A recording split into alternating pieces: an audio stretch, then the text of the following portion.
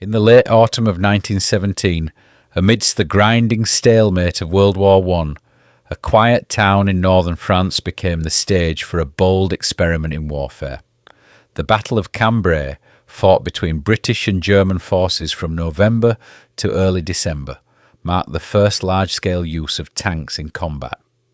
For the British Army, it was a deliberate attempt to break the deadlock of trench warfare by introducing a new, mechanised form of assault. Rather than relying on sheer manpower and prolonged bombardments, Cambrai showcased a different vision of the battlefield, one driven by speed, coordination and technological innovation. Though less famous than battles like the Somme or Passchendaele, Cambrai represented a crucial shift. It was the moment the war began to move from the static trenches of the past to the fast, mobile conflicts of the future.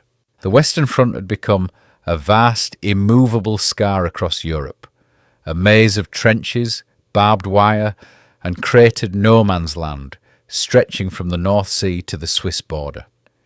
Every major offensive launched by either side had come at a terrible cost in human life, often yielding little more than a few hundred yards of blood-soaked ground.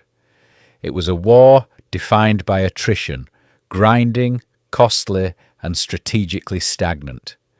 Commanders on all sides understood that if the war was to be won, something had to change. Innovation was no longer optional, it was essential. The British High Command identified Cambrai as the ideal testing ground for this new approach. The terrain there was unusually dry and firm, ideal for tank movement, and the area was well connected by rail, making it easier to supply troops and artillery in secrecy. Cambrai would become the proving ground for a modern, mechanised strategy designed to finally shatter the deadlock. General Julian Byng and the British Third Army planned an assault unlike any before. There would be no warning artillery barrage. Instead, guns were secretly calibrated using aerial photos and sound ranging. The plan was to launch a surprise attack, combining tanks, infantry, aircraft, and a rolling artillery barrage. It was a daring gamble and a highly coordinated operation. At dawn on November 20th, 1917, the British unleashed a force unlike anything the Western Front had yet seen. Over 350 Mark IV tanks, the largest mass deployment of armoured vehicles in history up to that point, rumbled forward through the morning mist. The element of surprise was complete. Without the telltale warning of a preliminary bombardment, the German defenders were caught off guard as the tanks crushed barbed wire entanglements, crawled over enemy trenches, and neutralised machine gun positions that would once have slaughtered advancing infantry. Close behind came waves of British soldiers, advancing in tight coordination with a carefully timed creeping artillery barrage that rolled ahead of them in protective stages. The combination of speed, shock, and synchronization achieved what had previously been thought impossible, a breakthrough. By nightfall, British forces had pushed forward as much as 5 miles, a staggering gain by the standards of trench warfare, where battles often resulted in months of bloodshed for a few hundred yards. Cambrai had shown, in a single day, what might be possible when technology and tactics worked together. The initial shock of the British advance had thrown the German lines into disarray, but it didn't take long for a response. As British units dug in, exhausted and often disorganised after their rapid push forward, cracks began to show. Supply lines struggled to keep pace. Many tanks had broken down or been destroyed, and key objectives, including vital high ground, were never secured. German commanders quickly recognised the opportunity. Drawing on new infiltration tactics pioneered on the Eastern Front, they launched a devastating counterattack. Specially trained stormtrooper units, armed with grenades and light machine guns, bypassed strong points and targeted weak spots in the British lines. Supported by rapidly redeployed artillery, the Germans struck with speed and precision. Over the course of 2 weeks, they clawed back much of the lost ground. By December 7th, The front had nearly returned to its original position. When the battle finally came to a close, it had cost both sides dearly. Roughly 86,000 men killed, wounded, or missing.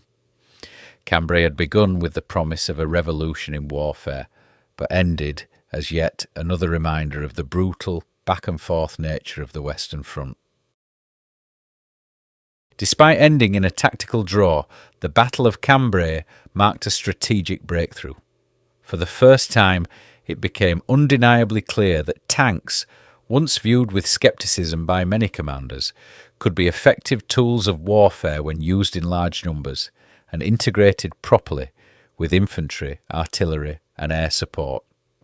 Cambrai shattered the myth that the Western Front could only be moved by brute force and attrition. Instead, it highlighted the power of coordination, precision, and surprise. The lessons learned here would echo throughout the remaining years of the war. British and French forces would soon adapt these ideas into more successful offensives in 1918, combining mobile firepower with flexible tactics. But Cambrai's influence didn't end with the First World War. Decades later, German military planners studying its innovations would refine them into the doctrine of blitzkrieg, lightning war, which emphasized speed, mechanization, and combined arms assault on a much larger scale. Cambrai, though often overlooked, was the prototype for a new age of warfare. So how should we remember Cambrai? Was it a failed breakthrough, a moment of promise that collapsed under the weight of old habits and logistical shortcomings? Or was it something more, a bold, bloody experiment that offered a glimpse of what modern warfare would soon become? The battle has divided historians for decades. Some see it as a missed opportunity, others as a turning point in military doctrine. What is clear, however, is that Cambrai reshaped how war was understood. It forced military planners to rethink the balance between men and machines, between firepower and flexibility, between brute force and innovation.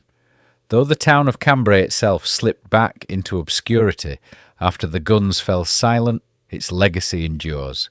The battle marked the beginning of the end for static trench warfare and hinted at the mobile, mechanised and fast-paced battles that would define the next global conflict. In its triumphs and its failures, Cambrai offered the world a foretaste of the future and a warning of the new kind of war that lay ahead.